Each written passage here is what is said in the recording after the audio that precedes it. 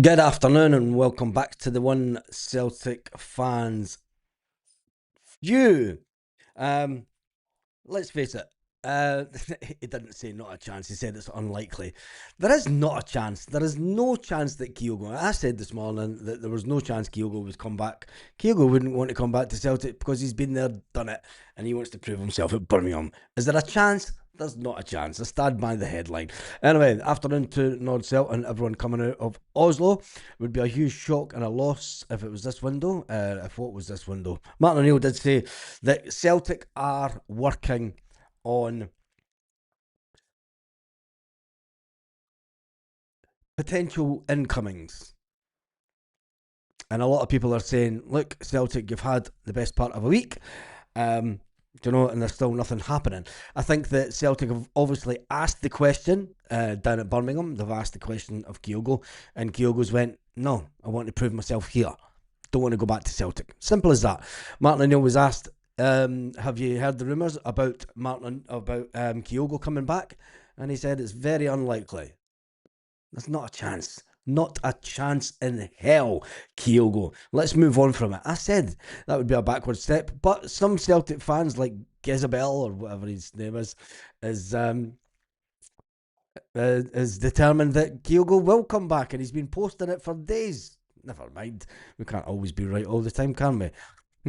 Celtic, Chris Sutton has said yesterday, he said, I'd take Kyogo back, but this can't rumble on for much longer. He either wants to come back or not. I loved him at Celtic, but he's had a stinker since then, and he owes it to the club to make a quick decision. If he needs convincing, and it's been reported, then the club should look elsewhere. Exactly. And it's very unlikely, thank goodness, that Kyogo will be coming back, because I think, for one, it would be a disaster.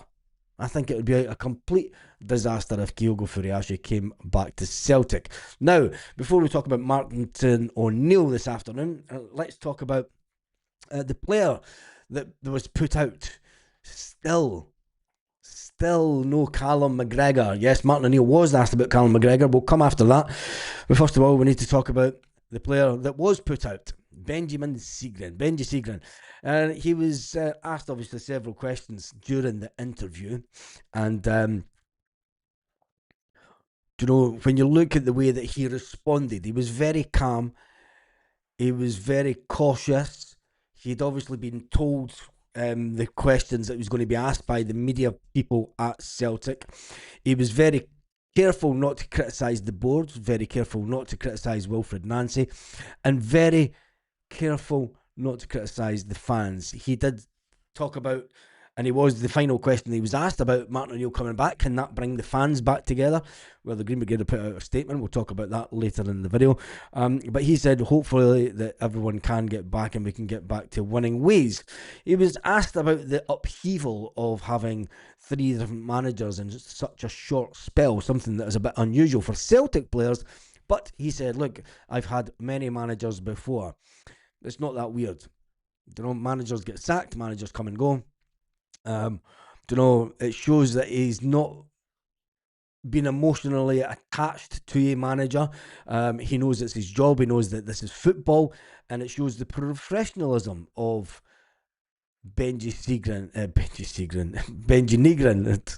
Imagine getting him back. Benji Nygren. The fact that it shows a professionalism that, if shit happens, we get on with it. But he quietly admitted that it's not normal for Celtic. However, he's hinted that the dressing room is getting on with it. Martin O'Neill returns. He says that Martin O'Neill's a legend. He knows the clubs, he knows the standards, and he knows what he needs to do to win games. And he said that he's also got a good relationship with the fans, which is kind of what you need with the manager at Celtic. I think dismissing the fans and being blasé about the fans and stuff.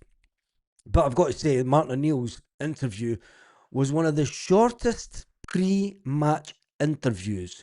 He wasn't even asked about the game this weekend. The whole 7-minute charade that was questions that obviously knew were going to get asked, any questions outside the parameters that were being put in front of Martin O'Neill were swiftly swept aside and unedited and edited out, let's face it. And Celtic are only wanting to put out the version of the stories that they want. Martin O'Neill says, can the Benji Negrin was asked about players reverting back quickly to the training ways of Sean Maloney, etc. He says players revert back instantly. Training's been good. The intensity's been good. You know, he says we had Martin O'Neill not too long ago. There was no defence of Wilfred Nancy's system. There was no explanation what changed tactically or anything. Or it was like it's in the past. We move on. You know, but it did imply that this system that they will revert back to, the 4-3-3, and I don't think it will be the Brendan Rodgers style of 4-3-3. It will be the Martin O'Neill version of 4-3-3. But anyway, he looked as if he was another one that's been put out in front of the headlights. You know, the rabbit in the headlights. It's the same as Paulo Bernardo a few weeks ago when Paulo Bernardo was put out, and Paulo Bernardo's sitting there going, "What have I say? What have I say?" Do you know, it is that hostage situation scenario that they look at. Anyway, talking about what happened over the last couple of weeks, he says we didn't implement things well enough. We need to take responsibility, and you can't blame one person. Meaning you can't sort of blame one person within the team. Maybe it was the manager that was changed everything, and they couldn't cope with it. The fan anger, fans shouting. He says that's part of the game. You know, it's the beauty of football. It's passion. It's what football players expect when they come to a big club.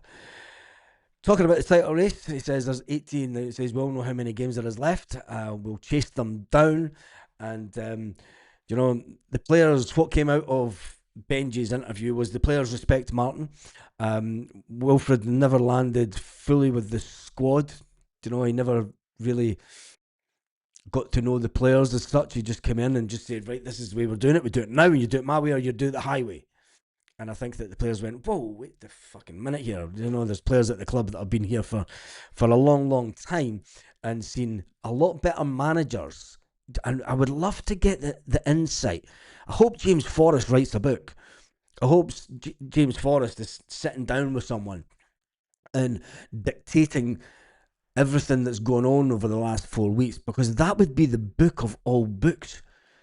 James Forrest, 17 years at Celtic, manager by manager, chapter by chapter, about the rise and falls of players and the rise and falls of managers. That would be an absolute... You would be able to turn that into a Celtic film on its own. A modern day Celtic drama. 17 years of James Forrest at Celtic. What did you really think of Wilfred Nancy? That would just be... That would be a fucking shits and giggles, wouldn't it? It would just be for shits and giggles. Wilfred never really landed. The confidence dropped after repeated collapses at Celtic. We all know the second half collapse at Celtic was becoming a thing. The dressing room is trying to reset after that time, and nobody wants to inflame the tensions that are going on between the fans and the players, and the fans and the club.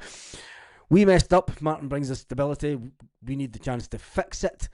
That is basically what Benji says. Now, when it comes to the Celtic manager, it was one of the shortest interviews that any manager has done in a long time. He was asked about, obviously, the Callum McGregor situation. He wasn't asked about the Dice Maida situation, which is frustrating, because he said on Tuesday, the time I get to Friday, I'll have a better idea about the situation with Dice Maida. Now, I sat with anticipation. I sat with my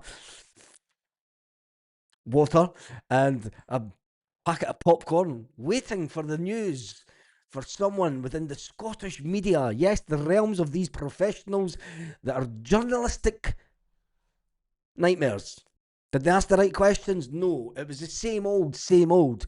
What players are injured? Well, the long-term players are all still out injured. when you look at the players that have been out in the last 4 or 5 weeks, some of them are on their way back. We knew this on Tuesday. And then he was asked, obviously, about Callum McGregor. Asked about Callum McGregor and the rumours. And he said, yeah, I've heard the rumours, I've saw the rumours. And then he went, well, you can't really see the rumours. And I think Martin O'Neill was just buying time at the stupidity of the questions asked. Do you know, it's golden hour. Press conferences is golden hour for Celtic fans. It's a time where you've got the media to ask really probing questions, to delve deep into what's really going on at Celtic and what matters to the Celtic fans. And instead, you get the same question that's asked on Tuesday. What any injuries coming back? There's nothing changed since Tuesday, mate. Not a thing. Nothing. Do you know? Some of the players that have been out in the last couple of weeks, out injured, are back on the training pitch. Nowhere near coming back, but no change since Tuesday. Jesus. Somebody slap them. And then the Callum McGregor one, you can kind of get why they asked that, but they didn't follow up with the Dies and Maida one. They didn't ask anything about the game this weekend. They didn't ask anything about what players may or may not start. We got no indication whatsoever, and then it was cut short. So at the end of the day, all we know is Martin O'Neill says that there's work going on in the background. The same lines that were being punted for so long at Celtic Football Club. Right, I'm going to jump into post put out by the Green Brigade, North Curve Celtic. North Curve Celtic, there's been a lot going on with the Celtic Fans Collective. The Celtic Fans Collective put an open letter. I don't know how these open letters work, but if it was me, I'm old school. I'd print the damn thing out.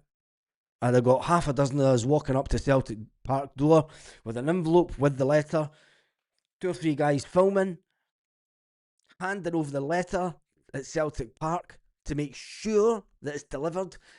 This is the modern day and age, putting an open letter online. I don't think that Brian Wilson sits and looks at Twitter.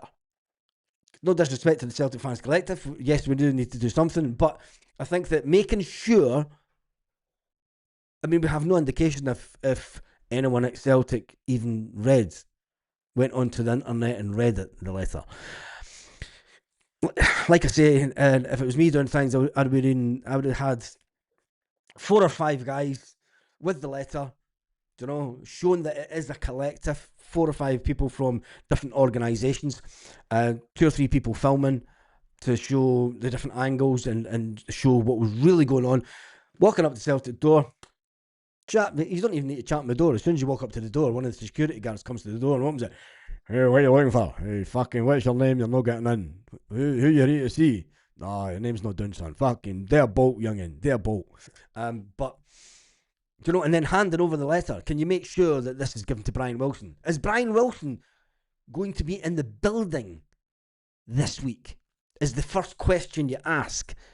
And if he's not going to be in the building, you then asked to speak to John Paul Taylor, the fans liaison officer. And I'm sure that John Paul Taylor would have went, yeah, I'm not doing fine. Give me 5 minutes, mate, and I'll come down to the front door. He'd come down to the front door. He'd take the envelope. Listen to what the fans had to say, and make sure that it was delivered to the highest in command at Celtic Park.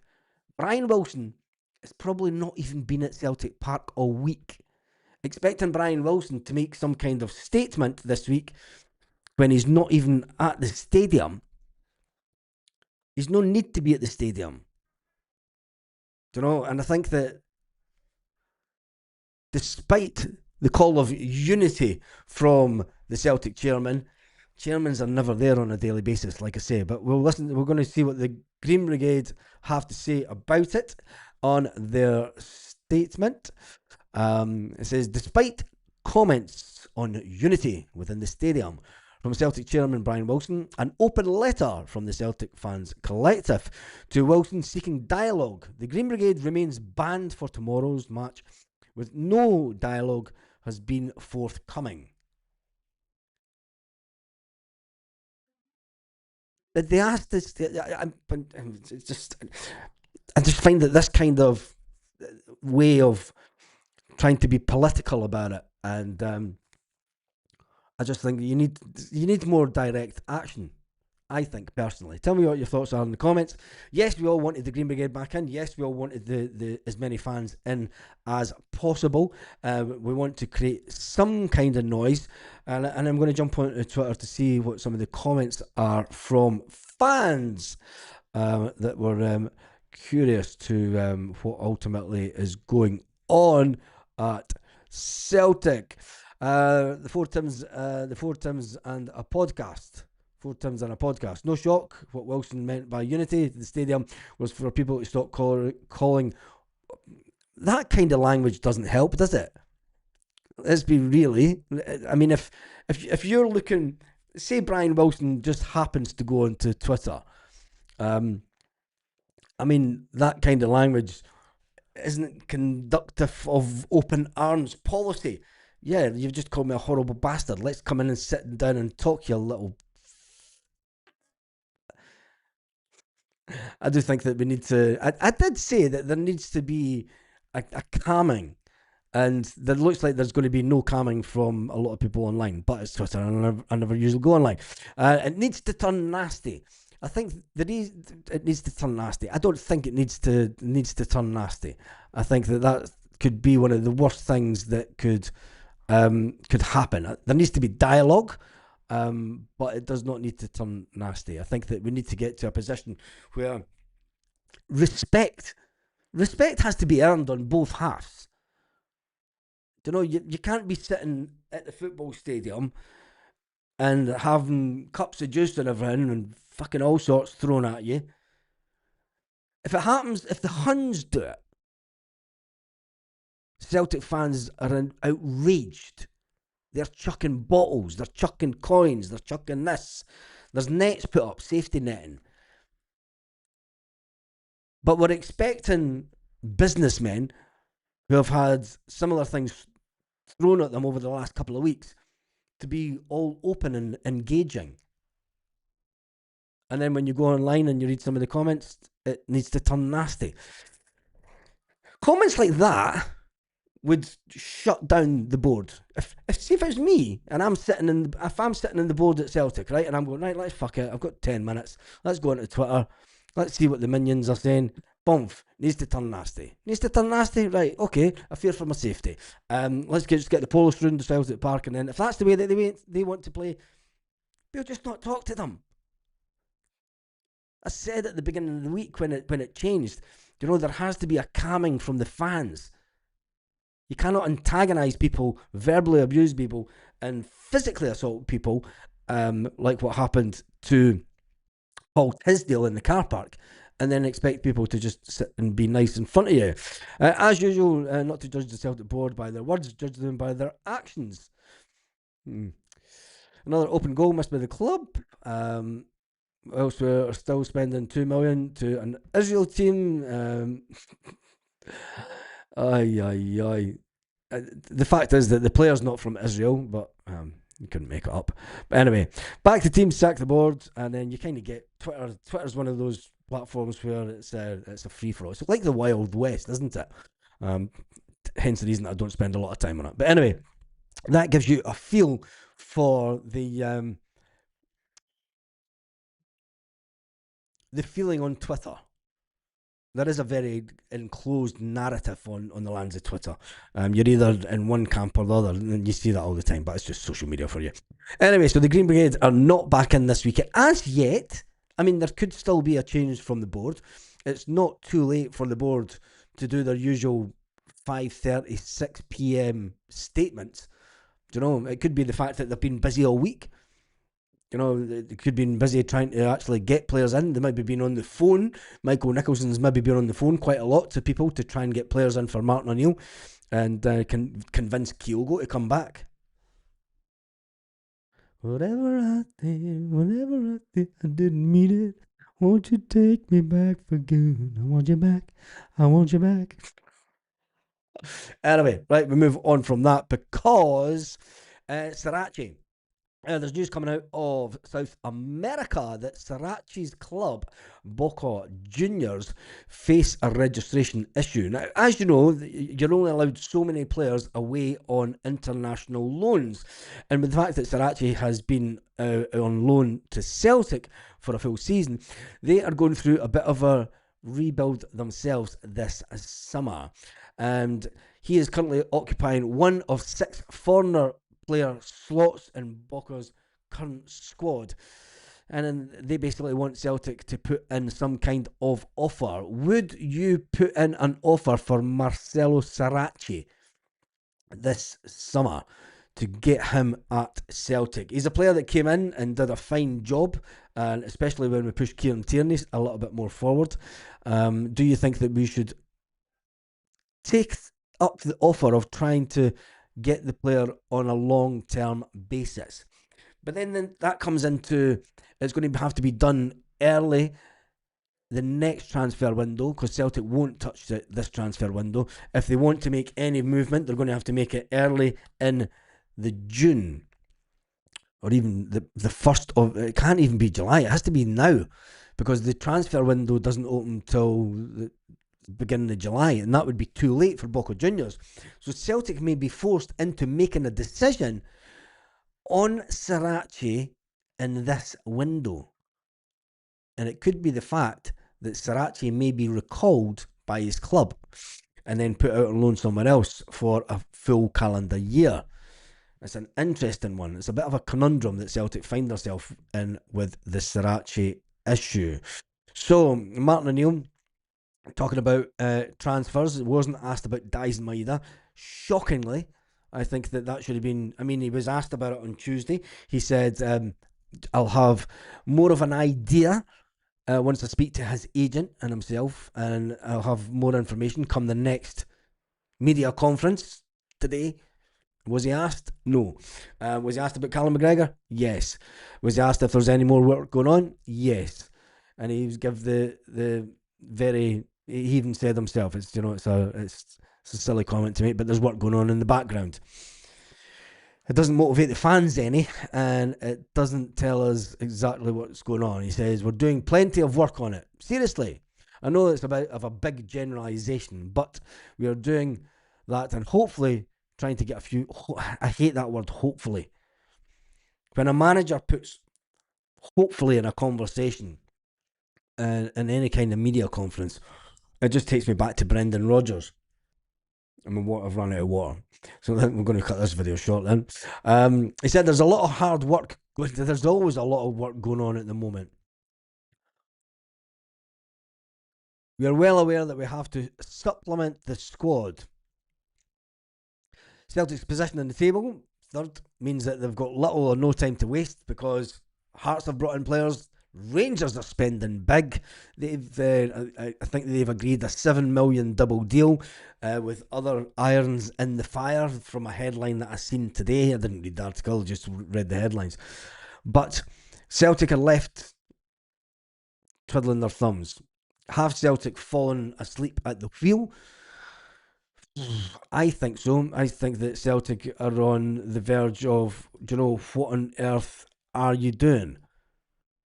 Because yes, we should have had in players quicker than what we have and what we should. But it's the same old Celtic. They haven't fallen asleep at the wheel. They've taken their hands off the wheel completely. Whilst they did the right thing and they acted maybe not as quick as they should have with getting rid of Wilfred Nancy, Martin O'Neill says that Sean Maloney is doing things in the background, has been doing things in the background when it comes to recruitment. It doesn't leave us feeling very positive this afternoon. And it's got to another Friday. in January where there's more questions at this point of a Friday afternoon than there is answers. You know, sending out a player to face the media, knowing the type of questions that he's going to get asked, giving Martin O'Neill 7 minutes. Now, I wonder how much of that was edited out, because if that's all the time that he gave to the media, surely the media, the Scottish mainstream media, have to come out with some headlines like, you know, shocked short interview by Martin O'Neill. I don't know, but it was woeful. 7 minutes. Normally these interviews can go on for around about 20 minutes, 25 minutes. You know, the normal's around about 18 minutes talking absolute nonsense, and then you get 2.5 minutes of game talk for the game this weekend, and that didn't even happen. Anyway, it leaves us with just speculation, and pure speculation. It leaves us with the knowledge that Kyogo will not return. Thank goodness, because I don't think that bringing Kyogo back was the right answer. Should Celtic make an offer for Marcelo Saracchi? He is out injured just now. He's one of the players that is looking like he's going to come back in the next couple of weeks. I think that we should. But with Celtic now looking for a new long-term manager in the summer, maybe long-term deals will be put on the back burner until the summer, which is devastating because we need to build now. Anyway, let me just dive into some of the Kyogos. I know I really wanted Kyogo. I never go on Twitter or X or whatever it is. I lose faith in humanity when I see the crap that people talk. Yeah, you're. I don't think that many people in Vietnam really do Twitter anyway, but yeah, I get it as well, mate. It's I mean, I've had the account since 2009, but anyway,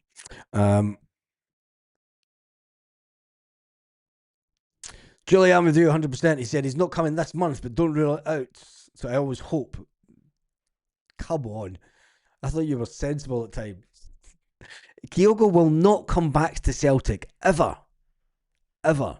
If he does, I'll give this channel away to one of the subscribers. He will never come back to Celtic. He wants to prove himself at Birmingham. He's on 40 grand a week at Birmingham. He's not going to take down... 30-year-old, he's not going to take a lower wage cut to come to Celtic. God, bonkers, the whole lot of yous.